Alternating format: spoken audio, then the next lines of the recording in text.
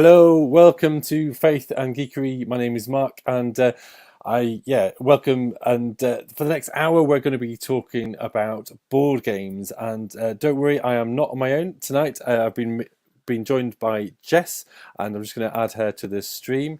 Good evening, Jess. Hello. Welcome, welcome. Yes, this is your first time joining us, and it's one of these occasions where you're a relative stranger to me. You kind of got a friend of a friend that we know each other, and he said, "Oh, brilliant! It's board games." So so that's a shout out to Cara, and who I've not seen in maybe about 14 years, or something like that. But it is a pleasure to be with you. I believe you've got quite a lot in common with the whole kind of board game kind of thing. So that is fantastic. But before we go any further, what I need to do is say to folks, to say welcome, and is there anything geeky that anybody's been up to this week? So if you're watching, please comment. Is there anything? It doesn't have to be kind of associated with being geeky, because I know that's a couple of weeks ago people was like saying, well, what kind of classifies as being geeky? It's anything that you're geeky about, broadly speaking. I think regulars will know that I do a lot of 3D printing, so I think that's quite a geeky thing for me. I've been creating some more durable kind of Catan discs, because my set of about 12 years are starting to kind of wilt, because cardboard is unfortunately under a lot of pressure. Anyway, so that's my geekiness again, 3D printing. I'm just trying to think if there's anything else that I've been up to recently as well. But no, I think I'll reside with that. Jess, is there anything that you've been up to geekily? Um, so this week has been a lot of fulfillment, which basically means sending things out in the post. So I have had very little time that's not been putting things in boxes.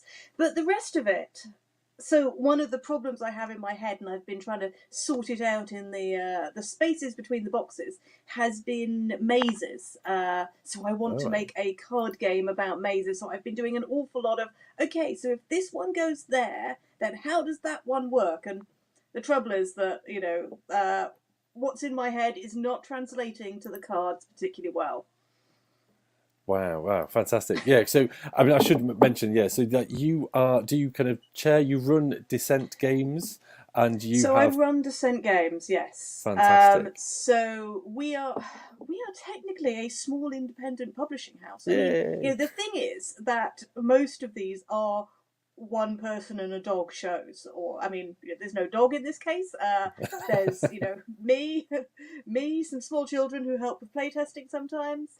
For our latest game, which is our second proper box game, then there's been a team of people, but it's been in the designing phase. A lot of the logistics has come down to just me, and logistics is the part of the role I like the least. So that's been interesting.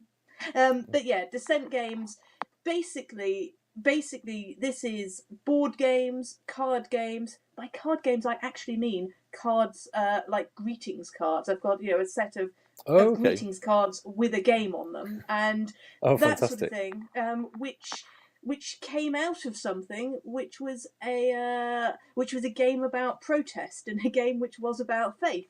So so it's Fantastic. actually a very good podcast for me to come on. Yeah. Sorry, So stream. I fantastic. mean, Yeah. And I know I fall in between determining it as well. And last time I gathered, I think I called it Thief and Gakery, which was a little bit more kind of extreme of what I was trying to present.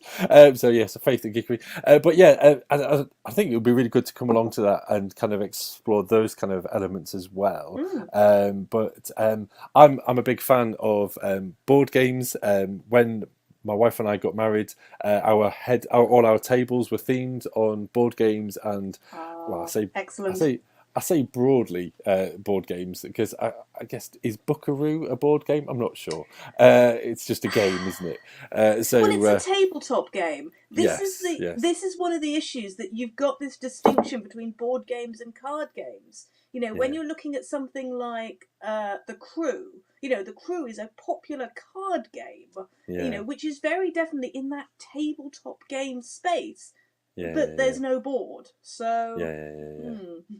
Yeah, no, that's really helpful, and I think that is quite part of the. And I'm definitely going to go there. I've got a pile of board games to my right, which we will explore at some point or other. And yeah, we seem to have one viewer at the moment, so hello, whoever that is. And feel free to kind of comment what games you're into or otherwise. And yeah, we'll see what kind of turns up as we go.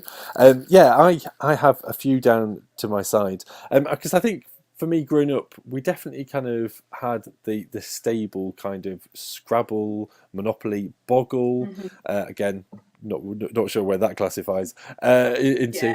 Yeah. But yeah, Monopoly, Game of Life. I don't know if you had Game of Life. Remember that one? I have not actually played that. That's one of Yeah. the classics that people talk about, which I have not actually played. One of the other classics would be Sorry. Maybe that's more of an Oh, American game, but yeah, yeah, yeah, also yeah.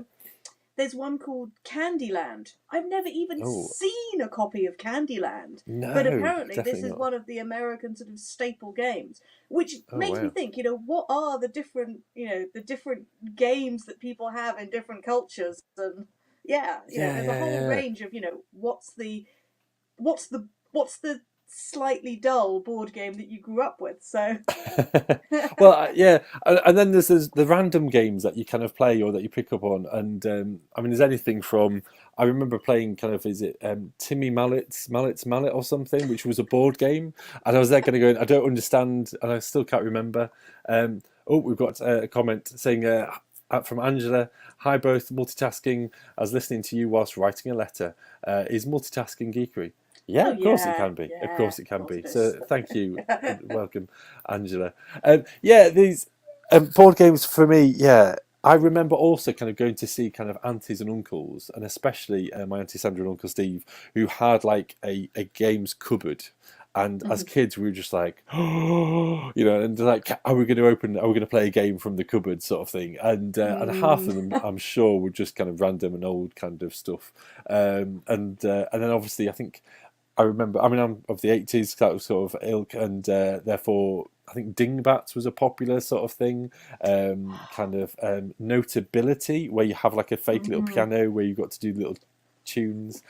Really weird and wappy. And then, yeah, then again, the stable games like such as kind of Monopoly and Game of Life and stuff like that. The Um, party games as well. I think you're forgetting team games in there, because I think a yeah. lot of people had a copy of Pictionary, or some people had Taboo, some people had, Oh what yeah, was the yeah. other one with the board? Um, Absolute Articulate. Balderdash. Oh yeah, Articulate. Oh, Absolute Absolute Balderdash, Balderdash was which kind of also the one. combined.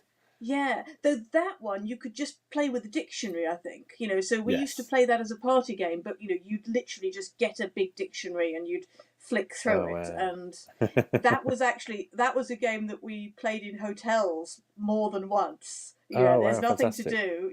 Parents Yeah, go and yeah, ask whether there's a dictionary behind the front desk, and yeah. there usually is. It works And then, really well. was that the difference between Balderdash and Absolute Balderdash? Because Balderdash had the Ooh, dictionary, whereas Absolute Balderdash had the films and the book titles. Oh, and Angela's obviously put one that we haven't mentioned yet, Trivial Pursuit as well, shoot, uh, yeah. which I had a bit of a dislike to that because basically the version that I ever used to play was one that was maybe 10 or 20 years old. And so they're kind of up to date questions, and they're kind of like going, who? What? And it's like, oh, a TV question. And you're like, huh? And so I'm really glad that kind of times have changed and they've got kind of kids versions and adult versions, sort of grown up version, and ones things like that. which ones which suit you. I mean, we Yeah. we had Taboo rather than Articulate, which at that point was American only, and the trouble is that it's not so great for a mixed range of ages. So we definitely had the point where we had to pass quite a few of the quests, quite a few of the people to act out, because Mm. when you're 10 and British, you don't know who Richard Nixon is, for example. Yeah, yeah, There are a whole load of characters, and you're like, this makes perfect sense in another country.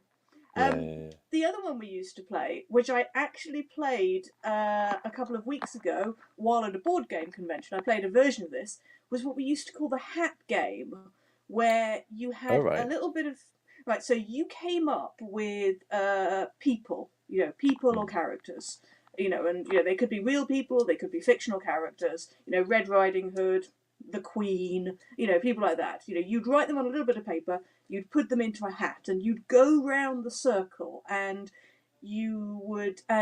basically the hat would do 3 rounds the circle, and the first one was trying to describe the person, but but not using their name. So Right. Okay. basically articulate. Then Hmm. all the bits of paper would be put back in. Then you'd do it again, but Yeah. you'd Yeah. only be allowed to use one word. Oh wow. Then all the names would be put back in, and you'd have to do it again, but it would be charades. But of Oh course, wow. by the third round, you knew what they were. So someone would start doing a charade, and you'd be like, "Aha, we know that one. That one's the Oh, Queen." fantastic. Or "Oh, we know that one. That's Bruce Willis." And Yeah. it would Yeah. Yeah. just be, because you knew what was in the hat already. Jolly good. Jolly good. And yeah, and it's good that you kind of progress through and kind of work it. Mm-hmm. Otherwise, you might be there for quite some time having to try and guess. I'm going to kind of come on to a first game if that's all right, and I Yeah. will use it just because we've already mentioned kind of Game of Life, because we actually have multiple versions. In fact, let's do this. Ooh. This Ooh, is different multiple camera. versions, and this is I've got 3 in the room, and yeah, this is the Adventures Edition, and this was something that I was quite intrigued by, because this version of Game of Life, because I don't know if you can see, but the spinner was like the Mm-hmm. kind of that was the unique selling point of it, wasn't it? It was the that was at the center, Yeah. and everything evolved around it. And in this version, there isn't like a retirement home like the original, and you have different islands, and basically you can decide on how many years you go for before you retire. That might be a Mm-hmm. little bit of a sensitive issue in France at the moment, but so basically kind of it's like 10-year progressions, and then in fact, sorry, I'll do that so you can see my face, and then basically you every time you roll a 10, you you kind of progress 10 years in the game. But every time you roll a 1, or is it vice versa? Maybe the other way around. That every time you roll a 1 or whatever, you push the whole thing down and then twist it, and it changes all of the islands. And so Mm-hmm. they've kind of got gaps and holes and things. I won't demonstrate. Oh gosh, Mm. this has been tipped up in the game, so that's really helpful. All in Um, the bits. yeah, yeah. So you can just see in here. Oh heck. Um, But I there you're put this looking away at really that, and nice. you can see that it's got a whole load of components, which people like. People do like. Yeah, yeah, They like something where they're like, "Oh, this is interesting." So it goes like this, and it puts that yeah, together, and that is something that you mentioned 3D printing earlier. yeah, yeah, yeah, People like those little toys because yeah, yeah, yeah. this is a game. It is a toy after all. So you can just see very, very carefully that that's even the back. That is the other Mm, side. That's underneath of it, and already it's kind of quite kind of interesting, and therefore that's how it kind of pans out. yeah. And as you kind of play it, and so I just thought I wanted to kind of start as a start of a 10, the way that they've kind of reinvented kind of Mm, a classic, as it were.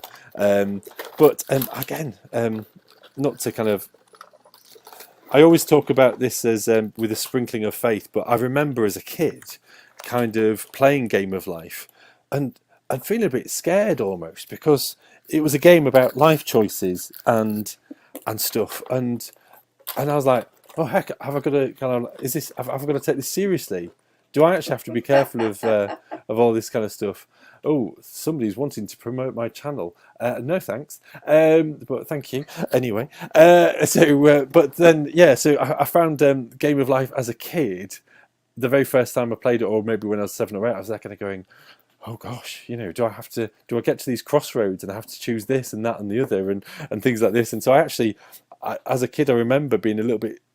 I enjoyed the game, but the concept of it, I was just a bit mm. like, oh gosh, am I going to need to be on top of this by the time I'm older? You know? Do you think that it would have had a different feel had you been playing it not as you? Because quite a lot of modern games, you take the role of a character, Yeah, and the traditional games, they often have you as being yourself.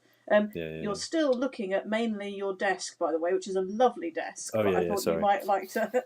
Yeah, yeah. Yeah. Oops. Oh, So there you go.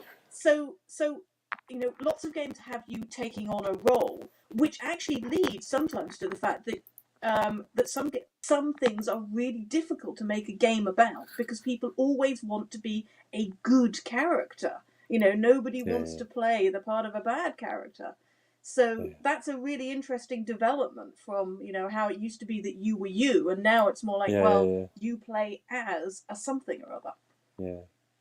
Yeah, that's really interesting, actually. Yeah, and it's also interesting because I've played that version of Game of Life with the kids, and they Mhm. have. And again, it's interesting, kind of now in today's culture about kind of a pink or a blue peg. But Mhm. what was interesting is that I kind of encouraging the kids, and they were happy to play the pet, and so there's like Mhm. pet pegs, and so they were more than happy to. And again, maybe that's just that kind of idea that they had that freedom to not play Mm. themselves, as it were, that they Yeah. were kind of they were happy to engage with, and so they had a whole car of just pets, and it was like, and that's great, and there's not a big deal out of it, and maybe it's it doesn't take itself too seriously, and yet it's a sort of game that I could see on a deeper level could kind of, Mm. even in a subtle way, just kind of raise questions about life choices and things like that. There's quite a lot that games, the nuance of a game, it doesn't have to be a big decision. There's a Mm. game called Flashpoint, for example. So Okay. Flashpoint Fire Rescue, which is a cooperative Yeah. game where you are firefighters trying to put out a Mm. fire which is in a house. And, Yeah, yeah, it's yeah. a race against time. And, there's various fires coming up and you have to save the people. Now, every time I play that, this is actually done, very well. It is a fun game. It's a really good cooperative game, because obviously you can't be competing against each other Yeah, when yeah, yeah. you're just trying to put it out of fire. But it's one that reminds me every time I play it to go and check my smoke alarms, because actually that message Yeah, yeah, is yeah. quite strong. Yeah. Yeah, yeah. Well, and just as you said about kind of Flashpoint, I've not played that one, but Mm. I've got to say there was a little bit of a, I don't know, a darkness in kind of ordering Pandemic, the game Pandemic, during the pandemic, and kind of going, well, Oh people yeah. people have been talking about it, and you're kind of choosing through, and that's that kind of cooperative trying to beat the virus sort of thing, Mm. and you're kind of going, yeah, I think I'm going to put this down now. Really, it's a bit too bleak. It's just a bit like, especially as we don't know what's going outside, and all this kind of stuff. It was a bit like, oh yeah, maybe a bit too close, a little bit too close Suddenly at the it moment. becomes close. But of course, Yeah, that was a game which came out. Now I'm going to say 10 years ago. Just going to pull a yeah, number out of yeah, the yeah, air. yeah, I'm going to guess it came out in 2008 because that feels about right. yeah, And yeah. so it's been out for a while. But the legacy so now there are Mm. versions of Pandemic Oh yeah, yeah, where yeah, you yeah, change the board. So yeah. it's a legacy version, and you don't, you can't really keep playing it, but there's a story. So it's a bit like Mm. a role playing game mixed with a tabletop. Is And that the one where it's like yeah, one use as well, and that you can only use it's it one once? And use. Yeah, yeah, and you've got to tear up cards, which just feels so wrong. But it is absolutely worth it. I will say it's absolutely yeah, worth yeah, it. And I played, but well, the first two I've played, one and two, and we played um, the second one during the pandemic. We played it mm. with our neighbours, and we played over Zoom, which was Yeah, yeah, yeah. interesting because I'd only actually seen the board once. Oh So, wow. got this sort of Zoom camera hanging down, and we've got all Yeah, these yeah, yeah. notes, and we're sort of staring at the screen, going, "So, what bit are we going to now?" And it's in those instances, especially over kind of when you do over Zoom, you miss the body language and the kind of just the Mm. the small gestures. Over the pandemic, we played Code Names, which had like an Mm. online version of it, and so Mm. that's where you've got to kind of try and pick. You could is that when you could use one word as well and try and I can't remember. Yeah, Um, so that's the one where you've got a grid of yes, different words, and you've got to try to get the other people in your team to point out which they are. yeah, yeah, yeah, But of course, you want to cover more than one word yeah, with yeah, your clue, because supposing yeah, it's just one word, then you know who's going to win, and it'll be a very boring game. So you're yeah, trying to yeah, get three different meanings into this word. So you say yeah, countries or whatever, and you hope yeah, that yeah, they yeah, go for USA and Germany, but not um, not Australasia or something. Antarctica, for Yeah, yeah, example. yeah. Yeah, Very good. exactly. Yeah, yeah, yeah, yeah, Yeah. yeah. Yeah, no, and I found that really interesting, just of kind of the body language and kind of how you interact with people across the room from you or Mm. across Zoom from you. Yeah, I was trying to think of what was the ones that we played during that. And we also did exit the game, and Mm. we bought two copies of the same version, and Oh, so we excellent. had so Yeah. one household had one household had the other, so it felt a little bit kind of over the top and lavish in some respects, but I guess, dare I say, when we had not a lot more to do in lockdown, I think we were happy to, instead of going to visit them, it was Mm. at least kind of just meeting over Yeah. Zoom and doing something fun together. But those again, that's that kind of new kind of that new genre, isn't it, of kind of destroy the game as you do Yeah, it. And the escape room type games, tend to have a lot of that in them, because they're trying to recreate that sort of one-time experience. mm, Which, I mean, so, you know, there are questions over sustainability about that. yeah, yeah, yeah. How much are you actually enjoying things, and when it's a couple of little pieces of paper, you're like, yeah, but Mm, it depends, how big the thing is. Some yeah, of yeah. those games, so some of them, they have ones that you don't actually write on. You Mm, just write on a pad of paper or whatever, and you can basically package them up, and you can try and put them back together and then give them on to someone else. yeah, So yeah, there yeah. is a market in second hand Mm, games of that nature. Although obviously you have to be yeah, yeah, careful about which ones they are. They're not the ones yeah, that yeah, require cutting or anything. yeah, yeah, Um, yeah. but then, I mean, thinking about it, board games when they are, simply, cardboard and packs of cards are reasonably sustainable. Most of the Mm, manufacturers will print, will print a sustainable sort of model. yeah, yeah, The difficulty comes when you've got a lot of little plastic minis. That's yeah, the unsustainable thing. But there are ways round most of this. yeah. And if I'm honest, because are you? Do you say you're on the board of the green Yes, board yes, game? I Go on, should be. go, Yes, go, go. Yeah, no, go let on, me plug it, plug plug this it. in. Yeah, yeah, yeah. so, By all means, do. there's a group of us who've been doing a lot of research about how it does impact, and what board games can do to be greener, and it's the Green Games Guide. There are a couple of other things which exist out there which are also called the Green Games Guide, so I recommend that people who are interested go to greengamesguide.com. But it's basically a report which has come out at the beginning of March, which essentially looks into what best practice can be. Can I Because just check? there Can I are, just check? Is it yeah, greengameguide.com? greengamesguide.com with Games. an S, yeah. Thank you. And So is it? so, for example, there are some things that manufacturers can do, because manufacturers can often print using the Forest Stewardship Council certification. So the game that we've just recently had made, which is called Library Labyrinth, that was done using that, and that was Longpack was our manufacturer for that, because it is incredibly difficult to get games printed here in the UK. Mm, Cards are fine, but yeah. there is essentially one manufacturer who does a small print run. That's it. Wow. There's just not, there's not the market there, I suppose. There's not the need there. So they have to be done in China. I mean, shipping is not too bad because Mm, because the ships go relatively slowly. Well, shipping using a ship is not too bad. You obviously don't yeah. want to be flying the games over by plane. Yeah, um, yeah, but there are a lot of little things you can do to tweak how green they are, yeah, from the cardboard you use to the box size, because a yeah, lot of games are rather large, and therefore you've got a lot of empty air, which is then, of course, being shipped back and forth. There's also something as well wow. about the shrink wrap which is used. Yeah, yeah, It's kind of important to use it on the outside, but the rest of the game, the cards don't need to be shrink wrapped. It doesn't need an insert which is plastic. You can Yeah, get a lot of that in cardboard. yeah.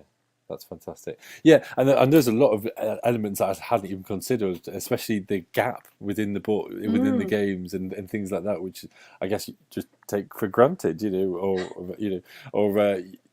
or you maybe feel a little bit hard done by when you pick up a box and go, oh, it's a lot lighter than what this box size. But That really, is the thing, yeah. A yeah, lot of people do want to sort of, they kind of see something and they go, oh, that must be worth a certain amount more because it's mm, a bigger box size. And so, yeah. to me, it Well, feels a little bit like false advertising yeah, sometimes. yeah, yeah. Well, I feel a bit of a predicament though because, for example, what I have got down here, and I'll just Mm. back it a sec. My next, Ooh, let's see. it's Ooh, it's developed exciting. into a wooden box now because and plenty of Ooh. space in it, because this is and again this is our Catan set, but Ah, but the way that have you played Catan before? yeah. So the way that they're kind of anchored in and kind of in places, the yeah, I The think jigsaw they're all, pieces round the outside, yeah, wherever they are. Yeah, they're they'll be starting right to at the bottom, won't they're they? start well. I've put them at the bottom just so Yeah. that to put a bit of weight on them because they're starting to buckle under the weight and the pressure because this is about 12, 13 years old, and so I'm struggling in that kind of idea about having going to plastic rather than to paper, Mm. rather than the card. And I was in two minds about doing it. I am using biodegradable plastic, Mm. but I'm kind of hoping also to use them as art pieces and kind of as a collector's set rather than something that's going to be just kind of Mm. discarded after a while anyway. But yeah, kind of There's a huge difference between something that gets use and enjoyment out of hmm, versus something where you say, oh, actually, this is just disposable. This is yeah, something yeah, we're not going to have. This is something we're not that bothered about. And there are people who have particular board games, and actually, we're going to play this a lot. yeah, yeah, Carcassonne is probably my one of this type that yeah, I yeah. have that sort of that familiarity with. Um, but yeah, Catan is a good one, and Catan is a lot of people's gateway game, I suppose. It's the game which brought them in to playing with board games. Yeah, and I find that I mean it's interesting. I first heard about it when I was up at uni at St John's training for the ministry. That there was a load of vicars in the common room playing this game and kind of going, "Have you got ore? Have you got wood? Have you got this?" And I'm like going, "What are they on about? It's really weird, and I purposely avoided it because I was just Yeah. like, I don't get it. I don't understand what it is, but." Uh, I mean, the idea is, and I thought I'd just could give a bit of an example. Is that you all have your kind of your pieces. These are lovely little wood pieces, and you have your kind of your cities and your settlements.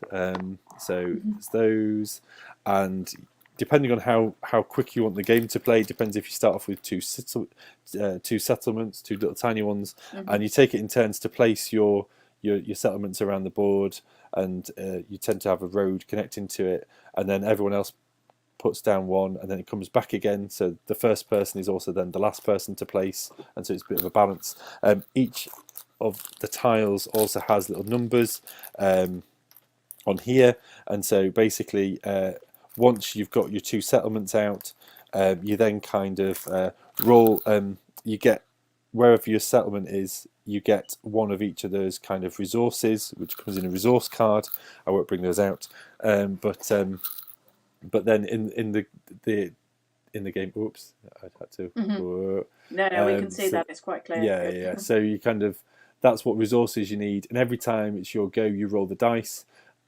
But then the next person might also, will roll the dice, and it counts every single person's dice roll. It could be a resource for you depending on where your settlement is.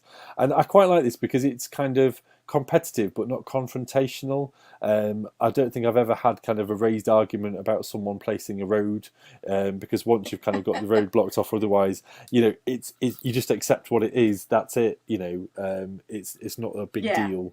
But and you tend to go up towards victory points. You can buy development cards. I really quite like it, and we actually have a number of the. I'm going to come back to this camera. A number of the expansion packs for it. So we've kind of got the 5 to 6 players. We've got the Seafarers edition with 5 to 6 players, and Okay. I'm fairly sure we've got another expansion as well. And I find it, yeah, a really kind of good game because it's one that you can mix up and change the board, every single game, Yeah. and whether that's even just changing the numbers on the top, there's that freedom to just mix it up a bit and so it's never the same game in a row, and I quite kind of like those elements of those kind of sort of games. Whoop, using the There's a pieces. reason it's a classic, and that Yeah. that replayability, that is very attractive, because it does have, because it is a fairly straightforward game. There are some games where you're constantly leafing through a rule book to say, oh, what does this card do, or what does that card do, or something. Something like Terraforming Mars, for example, which is a heavy game. Not a hugely Yeah, heavy game, but it's a heavy game. And that, you're looking at the bottom of each card and saying, oh, if I put this here, then that increases my hand of cards. But Settlers of Catan, that's quite a straightforward resource management game. You've got the resources in your hand, you're trading them with yeah. other players, and like you say, there isn't very much what you'd call take that. You can't sort of Oh, go on. spitefully prod another player. I mean, yes, Yeah, you yeah. can sort of, you can put a road or a settlement where they were planning to do it, and they'll go, oh, I wanted to do that, and that's fine. But there isn't that sort of vicious interaction that you get with some games. Yeah. So it's fairly sedate.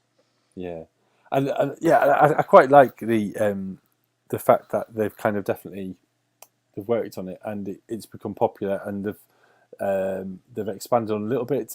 I find it Mm. fascinating though that I've seen that they've got digital versions of the game Mm. and they're pushing the digital expansions, or they're offering digital expansions and therefore seeing how they are received before Mm-hmm. then making them into physical expansions. And I thought that's an Mm. interesting and a different way of kind of approaching kind of that investment and that kind of Yeah. pushing into different ways of doing it. But Quite a lot of games really increased the amount they do online during the pandemic. mm, Because although, well, I mean, there were two things that changed during the pandemic in the world of board games. Three possibly. One is that there was an increase, a market increase to do with solo games and two-player games. mm, Suddenly there are an awful lot of games out there which were just for two players or just for one player, and that was because there were a lot of people who didn't have their normal group. The other was that quite a lot of games went online, and they went on to things like Board Game Arena, to Steam is where you get mm. a lot of these games through as well. The third thing was that the designers and the publishers went online. So a lot of Oh, the okay. playtesting is now done via Tabletop Simulator or via Oh, wow. ScreenTop, Yeah, yeah, yeah. which are both sandbox tools. Mm. So you create virtual things and you get to play around with them. In fact, there are quite a few of my prototypes which don't exist in real life and have never existed and may never exist, in fact, in real life, because I've played with the ideas, just done it virtually, and I've never actually printed any cards. Wow, well, that's fantastic. I hadn't even considered that. I just knew, I guess, Mm. more as a general kind of board game enthusiast. I hadn't considered there was all that sort of side to it. But that's really fascinating. Go on. I'm aware that we've had you on and you've talked about two games. Now is your time to plug one, both, or otherwise. And Oh. I think go Well, for it. we Go for it. are. So we are Faith and Geekery. I mean, and this is, Mm. this I think Yeah. is important Yeah. because my first game was about an act of faith, essentially. So I used to work for Quakers.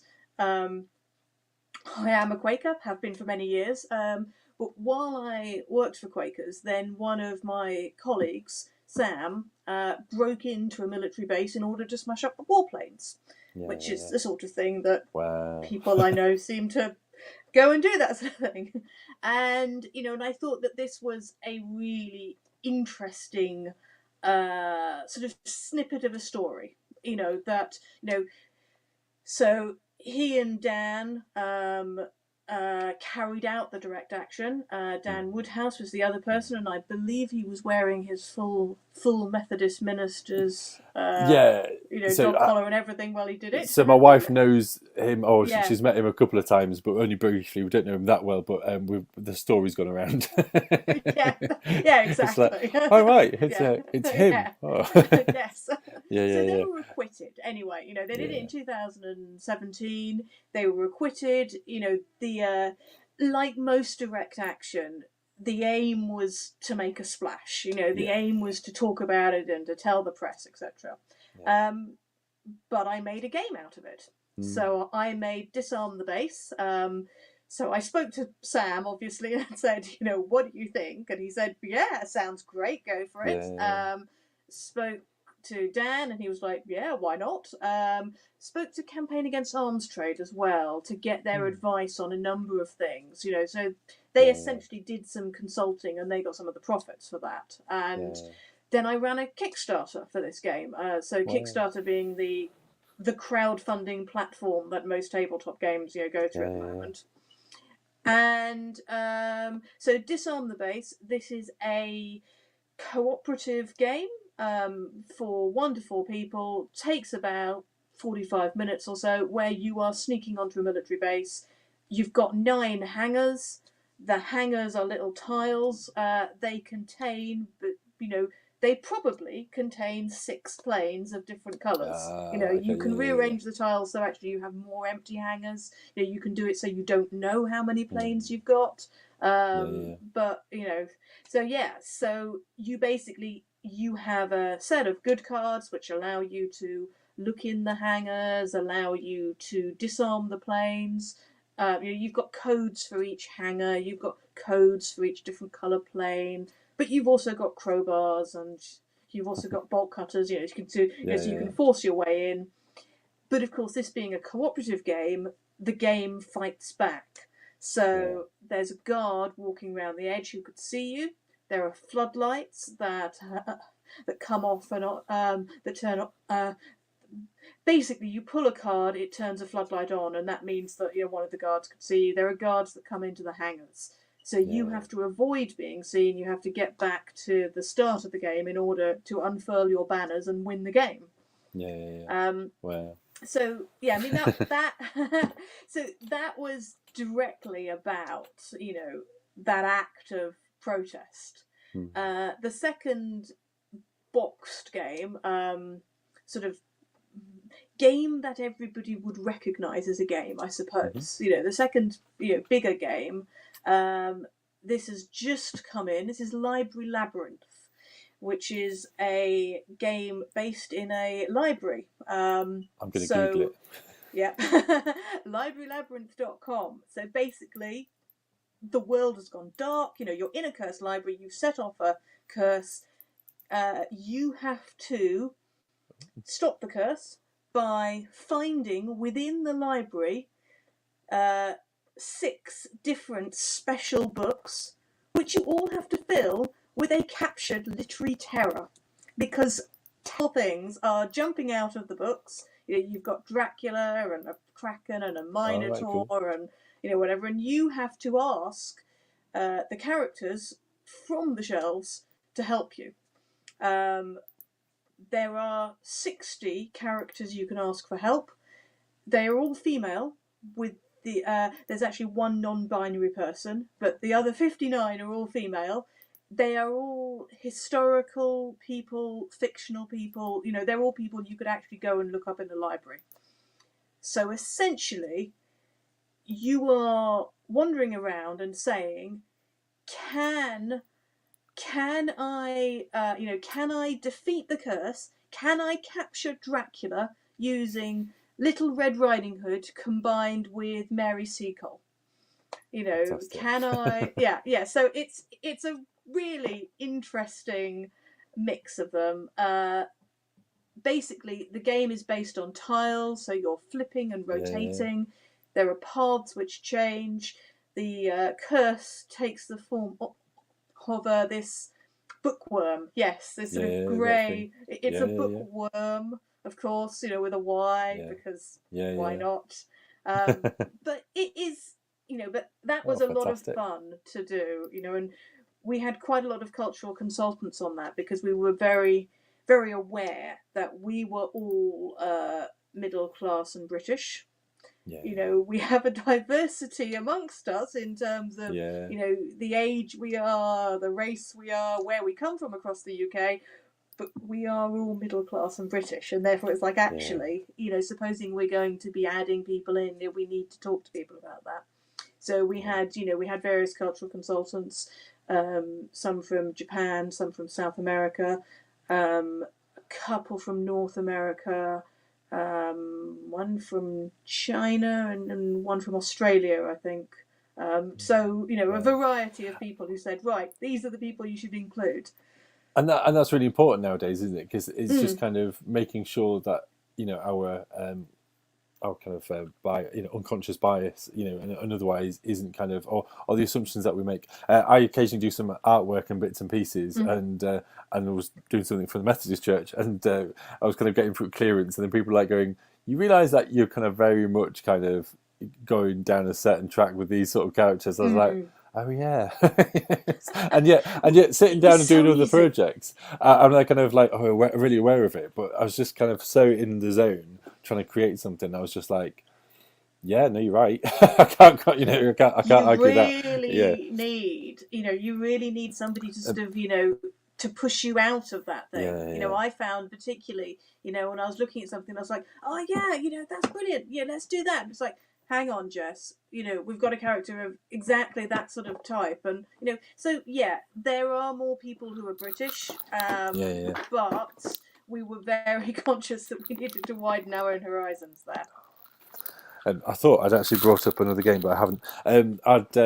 Libertalia. Have you come across Libertalia? It's a pirate game, and you basically have so many days worth of travel, and you have a deck of cards, and it's like 52 different characters. And what was interesting is that when we first played it, I kind of really enjoyed, and it was really enjoyable kind of game and competitive, where basically you all start off with one person has a shuffled deck of the crew, and then everyone else, and then they kind of, you deal out the first 7 or 9 or something, and everyone else then has to match that. So they go, oh, okay, you've got a 7, you've got an 18, you've got this and that and the other. And then you basically, at the beginning of each round, you draw out the same cards, but it's entirely up to you how you play it. And the point I'm getting to is, what was interesting at the time, the first kind of publishing of this game, it was like they're going, oh, these are very stereotypical characters here. Wow. They've recently republished it, haven't they? They have Stone. Is it Stonemaier Games has republished it, and I've got the new version. I've got the new version excellent. Downstairs, and it's really good because actually what they've done is they've made them into just funny animals, and they've completely gone away from the humanoid kind of approach. And I'm going to go, good. I'm really glad. This is not one I've played, but I have seen it, and I was, you know, seeing it being talked about over Twitter. So it would be a Stonemailer game. Jamie Stegmailer, not Stonemailer. Jamie Stegmailer, who runs the company's called Stonemailer because it's him and somebody else, but he's called Stegmailer. Basically, you know, so it's the back of his name and the front of somebody else's name, essentially, as the company. but it's very similar to his actual name. But he's very conscious of that, and he frequently blogs about it. So I am entirely, not surprised by everything I've seen on Twitter about how actually they've been looking at it a lot. Because the thing is that quite often you look at this and you go, that that wasn't something that we thought about. That wasn't something that was really considered, and now we've got to move away and actually just do better. Yeah.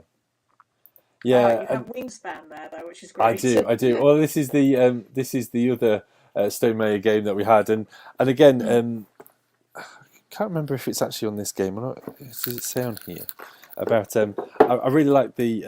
You're not going to be able to see it, and I'm going to tip the whole box up if I do it up there.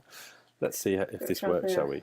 On the side, what I really love is the lead playtesters and all the other playtesters that they're recognising, and it's just quite nice having kind of the recognition of people doing it. And I thought there was somewhere as well, maybe there isn't on this bit, but no, there isn't.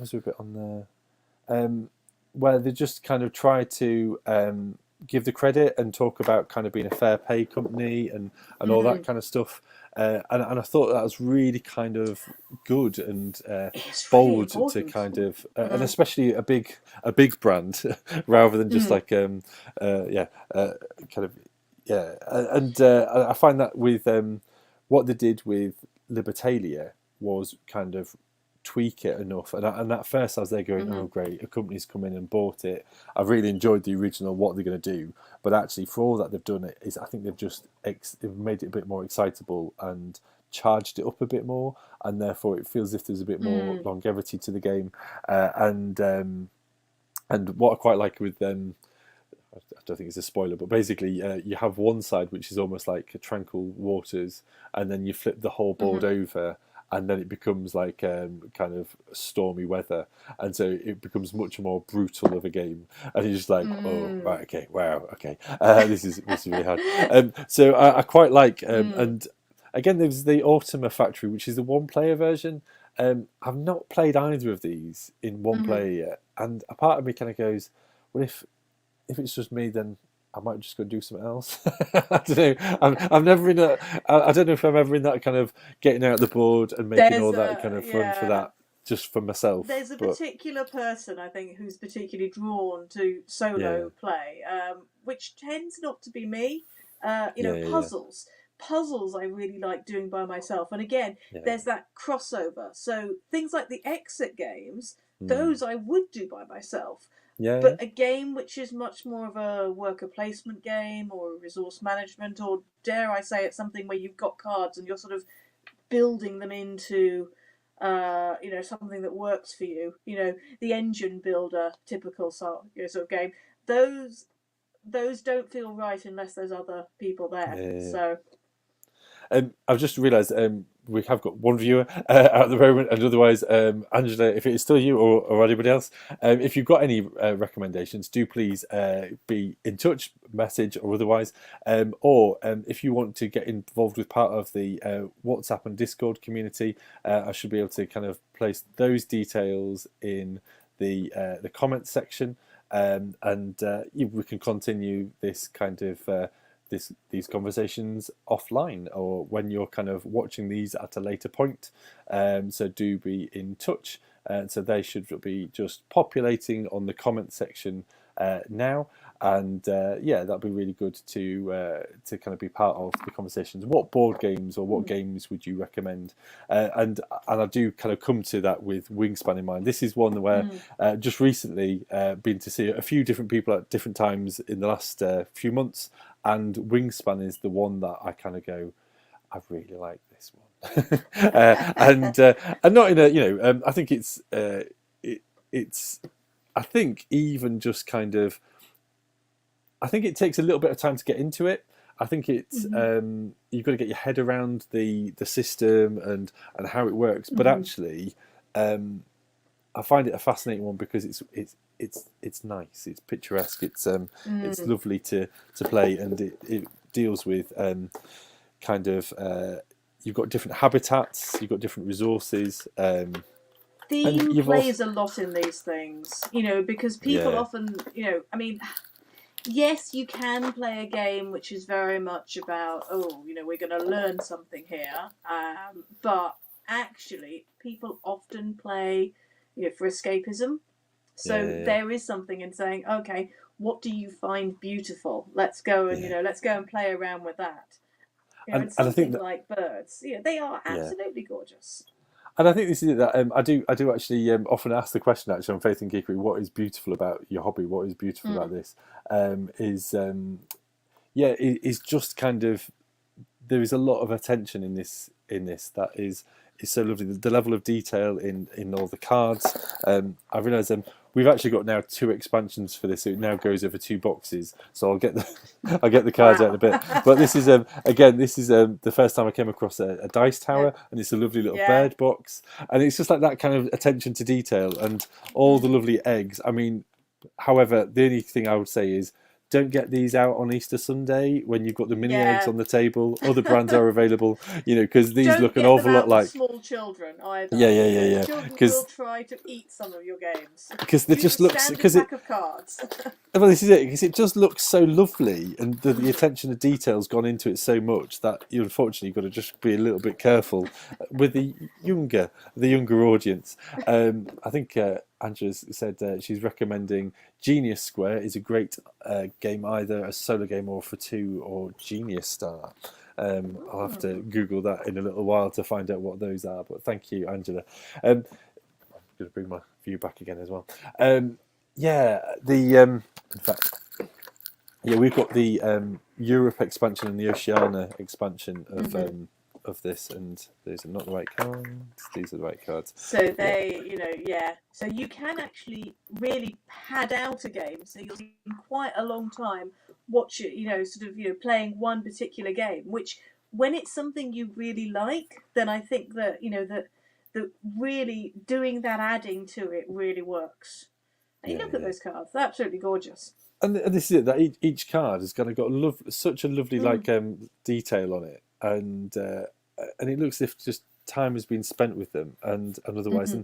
and again, these are the kind of you kind of you have only kind of you begin off the round with 8 actions, and every round you lose an action. So by the end of it, I think you've got 5 actions or something, and you can buy kind of resources, you can pick up cards, and then you've got to place them in the habitats. And Mm. as you do those actions in the habitats, they have like these activation kind of factors as well. And so you Hmm. can play it very simply, but then you can get very complex. Or dare I say, when you're kind of used to playing uh, um, somebody who's played it for a long time, you suddenly go, "Oh wow, gosh, they've got such a different strategy, and Yeah. maybe I'm not going to play them ever again." No, but it's I think Yeah. it's a fascinating way that you could play it very easily at one level. And one of my friends, shout out to David, he was sort of saying it's really nice because you've got these little wooden blocks that remind you what action you've done and Hmm. whereabouts you are. And so even if you just kind of nip out the room, come back again, you kind of go, "Oh yeah, this is where I'm up to," and Yes. that's really helpful, especially if it's like the first time into the game. And I've kind of introduced that to other friends as well, where but I do kind of go into it saying the first go, you're gonna go, "Oh, am I doing? Oh, getting the hang of it, get the hang of it, get the hang of it." Because But it's then, quite a big game for a gateway game. yeah, yeah, yeah, Wingspan is not a traditional gateway game. You get things like Forbidden Island, for example. mm, That's a much more traditional gateway game, which is like Pandemic, but simpler and easier. It's got so mm, many of the same sort of mechanisms, mainly because it's by the same person. yeah, Um, yeah, but it, but it depends upon who it is who is trying out the game, because mm, there are people who will look at something and go, actually, I just want something quick, or I want something yeah, that's not necessarily simple, but it sort of depends what you grew up with. mm, So I grew up with a lot of traditional card games. mm, So I look at a lot of things and go, okay, yes, I'm perfectly happy, holding 13 cards in my hand. And yes, I'm perfectly happy, doing trick taking.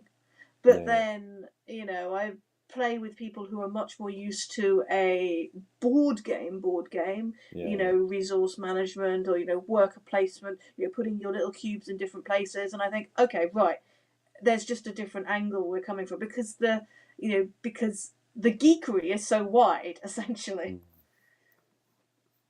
Yeah, and I find, and I guess we are kind of starting to kind of come to Mm, the end of our hour. I'm trying to keep it within the hour, but I do just love the fact that, and as we've said already and explored a little bit, is that mm, games have that potential to help us to escape and to kind of just have a bit of freedom and enjoyment and really kind of good quality fun. But also mm, they have the ability to talk to us a little bit deeper, to help us reflect on stuff like the games that you've created even. yeah. But I think there's also that opportunity to explore again, like as you say, through a different character's eyes, a different kind of attitude, a different kind of way. I kind of grew up, and I've said this before, maybe, is that kind of some of the games we got told were not allowed because they were a bit dodgy, kind of like Dungeons and Dragons and all that kind of Hmm. stuff. And then a few years later, my parents got Hero Quest for us, and even as a kid, I was like kind of going, I think this is pretty much the What's same game, but just a different title. this one's got a board in it? Yeah, exactly, But it's exactly. basically exactly the same, yeah. But I was confident and I was comfortable to be able to say, Mhm, look, I recognise it's just a game, and this is where the limits of the game stop. At the same time, I've got a 6 and 8 year old where we sometimes talk about playing games, computer games, and mhm, otherwise, where you're talking about shooting people, and I'm like kind of going, I struggle with that actually, kids, and I've got to kind of talk about it and explain to it why I don't really want them playing those sort of games, because again, it's the gamification of death and all that kind of stuff, and yet they can. We have played kind of with very careful rules of D&D, of Dungeons and mhm, Dragons, but kind of really talk about and really kind of explain and carefully lead them through. So we don't talk about kind of death in that way, but um, but it's just an interesting way that actually you can use this vehicle to really kind of help kids, like frame kind of not just kids but our own mhm. kind of perceptions of stuff, and work with themes that could be quite awkward otherwise, or even the ones that come as a surprise. You're halfway through a game and kind of go, oh yeah, this is actually talking to me on a different level here, and I've only just realised. Role But playing games can be particularly good for that. mm, The thing I think, so with games, I think, there are two things, there are separate things. There are mm, games where it is absolutely clear that this is just being silly. mm, For example, Cash and Guns. That is a very good example. Cash and Guns is a game where yeah, you have little foam guns and you point them at the other players. And that, so we have a rule in our house, not related to board games, but just in general, that you can only make believe weapons, and we don't have any toy guns in the house. But you can only make believe weapons when the other person has explicitly said that they are playing with you. So there's no ambushing, there's no whatever. You can pretend to yeah, sword yeah, fight just yeah. as long, when you are very clearly giving consent to each other to sword fight. Mm, So mm, I think that something like Cash and Guns is okay with me because it is clear about that. It's like, yeah, yeah, yeah, yeah, this is a game where you do that.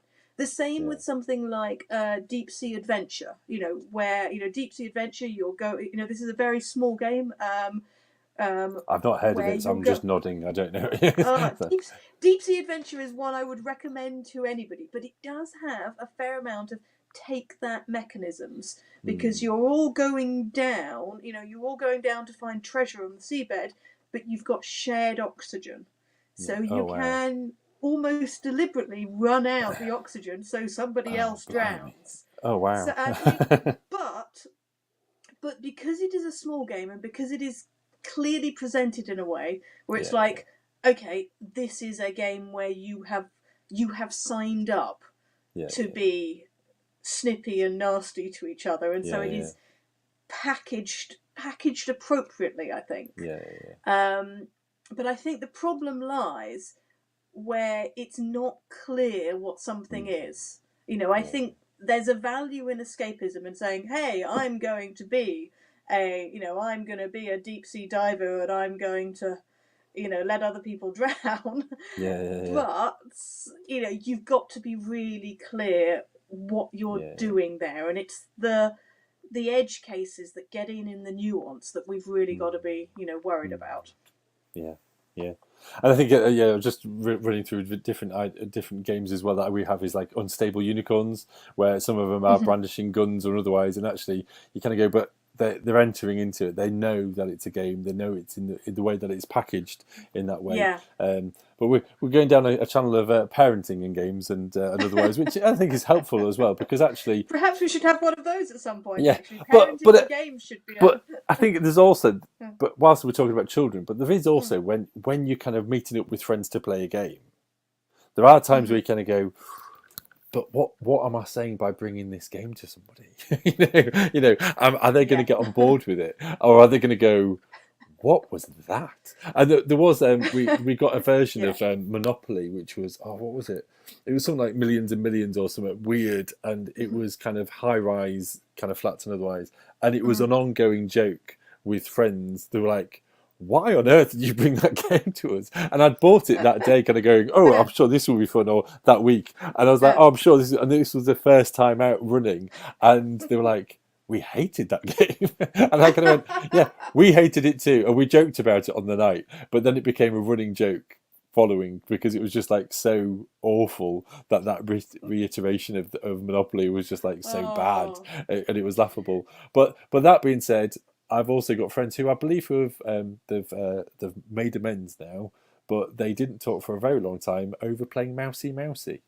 And so the little game, the little plastic mice that you put nose to nose, and you have a cup, and you basically, if you kind of pull away, you've got to pull the mouse away before the cup comes down. And I have still now a broken mouse because of that, because these two friends were playing Mousy Mousy and they did not get on. But I won't mention their names; they know who they are. But it's these ways in which these games can kind of draw us near to each other, distance us, challenge us, lift us, or bring a little bit of light into gloominess.